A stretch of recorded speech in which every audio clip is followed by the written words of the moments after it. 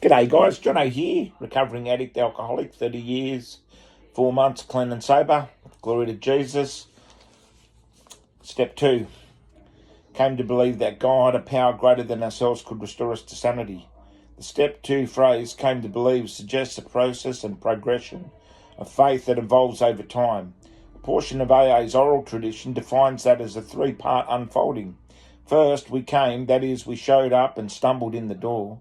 Second, we came to, that is, we sobered up and came to our senses, began to experience emotional sobriety. Third, we came to believe, we began our real recovery process and our spiritual growth. This is a style of spiritual growth closely parallels the strong Christian tradition that each person must come to an individual knowledge of God.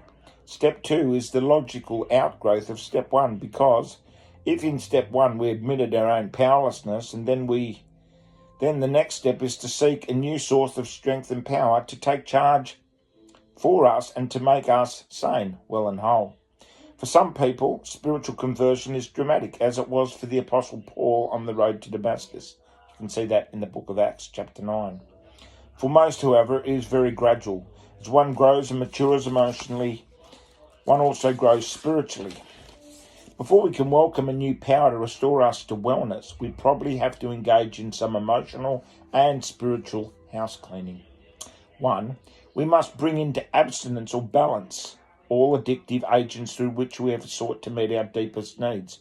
Money, sex, career, chemicals, anything and everything about which we have become excessive must be put into proper perspective, not lifted onto a pedestal to be worshipped.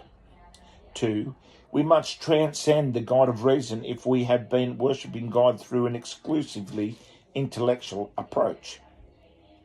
3, we must renounce the tendency to play God ourselves.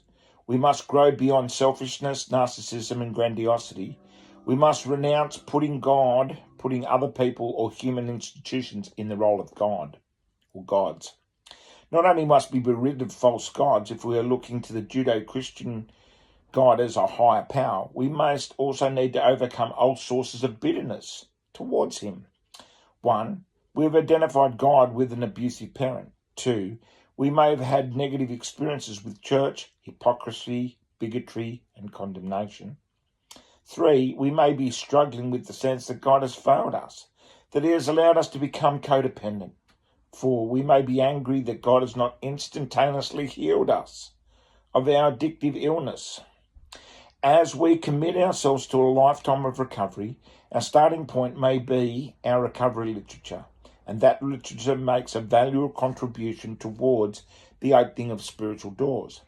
If we really want to fill the void, if we really want to break down the barriers hindering our progress, we need to turn to the ultimate source of God's Word and discover what the Scriptures have to tell us.